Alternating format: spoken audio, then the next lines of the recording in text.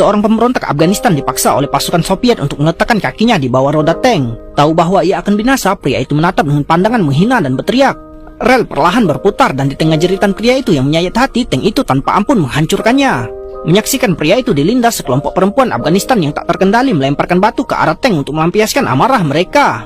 Namun upaya sia-sia ini justru menambah jumlah korban. Tiba-tiba sebuah granat gas beracun dilemparkan.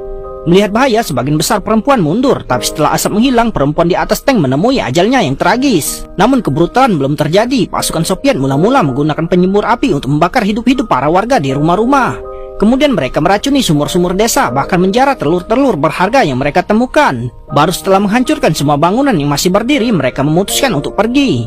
Inilah misi mereka, menyapu bersih desa kecil di Afghanistan. Menghadapi tentara Soviet yang dipersenjatai dengan baik, para gerilyawan Afghanistan yang sudah ketinggalan zaman sama sekali tidak berdaya. Ini terjadi pada bulan Agustus 1981, tahun kedua invasi Soviet ke Afghanistan.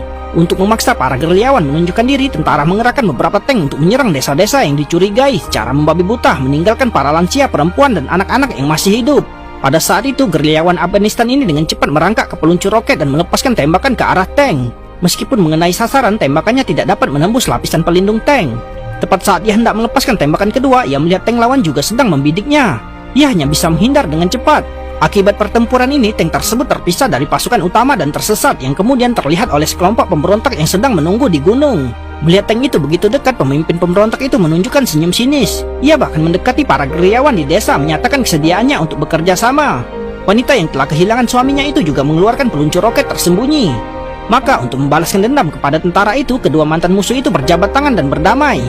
Sementara itu, tentara Soviet kehilangan arah sedang mempelajari rute ketika tiba-tiba sebuah ledakan terjadi.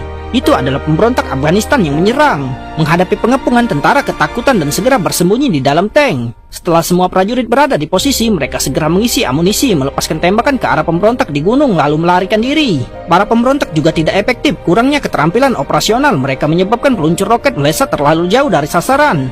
Melihat tank itu menghilang di kejauhan, para pemberontak segera mengejar dengan sepeda motor, sementara gerilyawan lainnya terpaksa berjalan kaki. Di tengah terik panas gurun, setelah pengejaran selama 5 jam, kehausan dan putus asa, mereka akhirnya menemukan sebuah sungai. Para gerilyawan yang paling dekat dengan air minum tanpa ragu, tapi pemimpin merasakan ada yang tidak beres dengan air tersebut. Ia pergi untuk menyelidiki dan tentu saja menemukan tabung gas Soviet yang dibuang dari semak-semak terdekat. Pria itu dengan putus asa berteriak, tapi sudah terlambat. Rekan satu timnya dengan cepat tewas diracun. Seluruh kejadian itu disaksikan oleh komandan Soviet yang sedang memantau daerah tersebut. Ia dengan marah mencaci maki anak buahnya atas ketidakmampuan mereka, mengatakan mereka seharusnya membuang tabung gas kosong lebih jauh untuk menghabisi musuh. Komandan kemudian memerintahkan tank untuk menembak daerah tersebut, namun tanpa diduga menekan tombol peluru